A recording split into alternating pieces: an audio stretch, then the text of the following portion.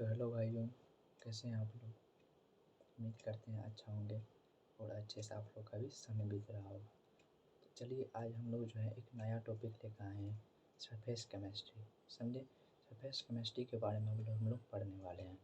ये surface chemistry के बारे में हम लोग पढ़ते हैं, उसके अध्ययन करते हैं, उसके बारे में कैसे नॉलेज गेन करेंगे, समझे, तो ये सब बात करेंगे और धीरे धीरे हम लोग टॉपिक पर चर्चा करते हैं। तो बात आती है सरफेस केमिस्ट्री।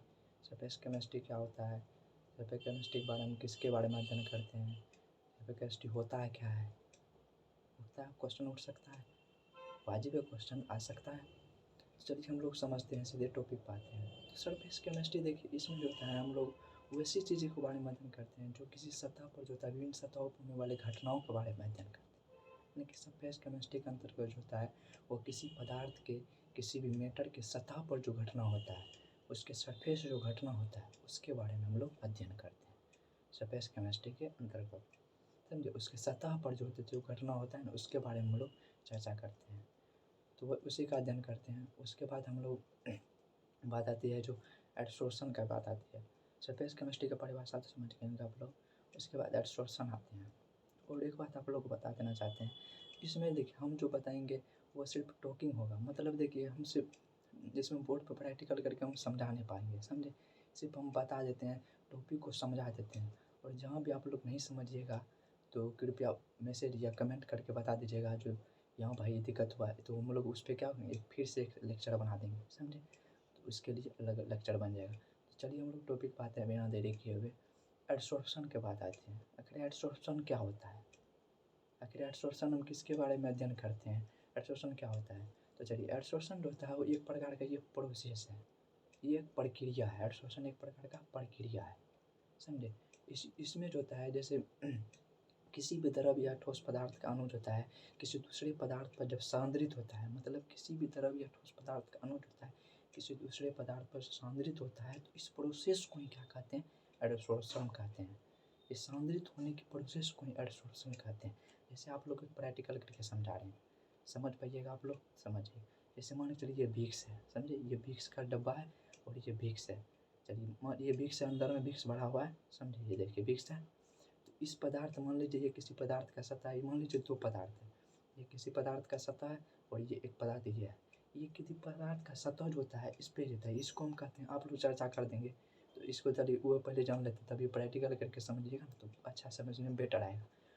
एडसोर्प्शन के बाद हम लोग दो चीज़, इससे हम लोग को दो चीज़ का जानकारी मिलना चाहिए।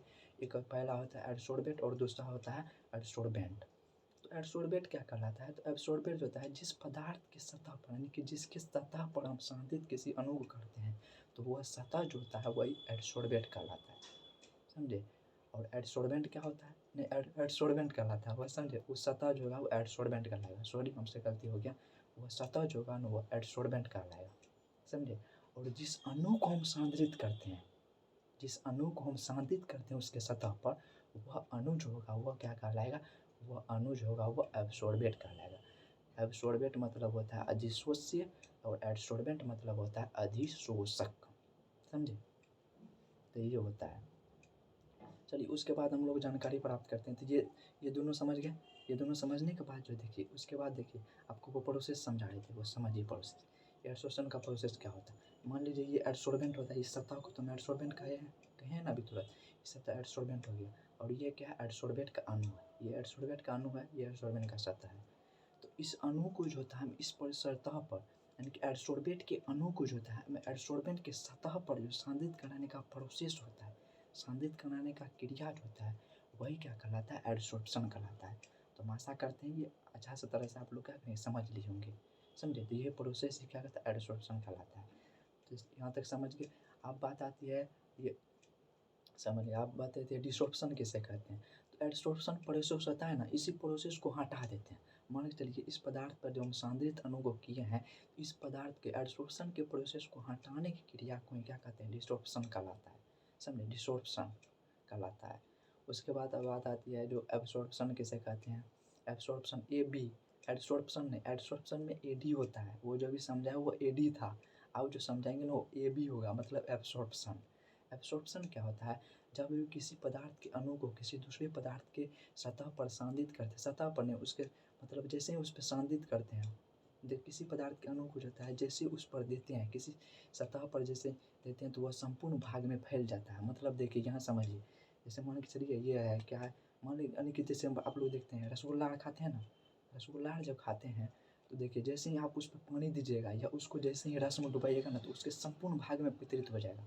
संपूर्ण भाग में वितरित, ये ज़रूरी नहीं है समान ही वितरित होगा, क्योंकि समान ये असमान ये हो सकता है, समझे। लेकिन उसके जैसे ही रसगुल्ला को डुबाइएगा तो उसके अंदर भी चल जाएगा पानी, उसके वही रस जो रहेगा, बोर जो रहता है वो उसके अंदर भी चले जाता है, मतलब उसके संपूर्ण भाग में वितरित हो जाता है, समझे। तो इस प्रोसेस को कहते हैं एब्सॉर्प्शन, यानी कि जैसे ही उसको किसी पदार्थ के अणु को जैसे ही उस पर दिया जाता है, जैसे किसी पदार्थ के अणु को जैसे दूसरे पदार्थ के सतह के संपर्क में लाया जाता है ना, तो वो उसके संपूर्ण भाग में क्या होता है, वितरित हो जाता है।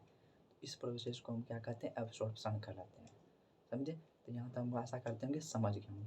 चलिए अब बात ये भी आ सकती है, जब ये दोनों को हम पढ़ ही लिए तो एब्सॉर्प्शन और एडसॉर्प्शन में अंतर क्या है।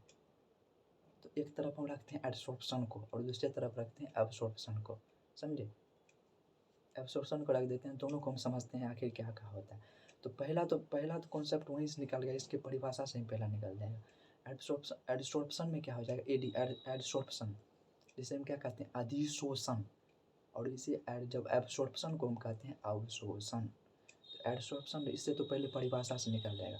परिभाषा से क्या निकलेगा तो मेरे भाई, जब किसी पदार्थ के अणु को किसी दूसरे पदार्थ के सतह पर सांधित करते हैं तो इस प्रोसेस को हम क्या कहते हैं, एडसॉर्प्शन कहते हैं। लेकिन जब किसी पदार्थ के अणु को किसी पदार्थ के जब सतह के संपर्क में लाते हैं तो वह उसके संपूर्ण भाग में फैल जाता है, तो इस प्रोसेस को हम क्या कहते हैं, एब्सॉर्प्शन कहते हैं। तो पहला ये हो गया।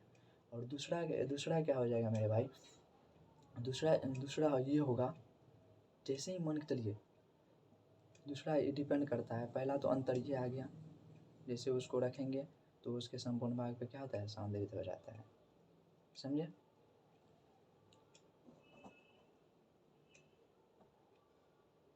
भाग में सांद्रित हो जाता है, समझे।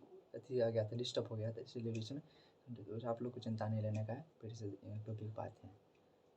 ये हो गया, चलिए उसके बाद हो गया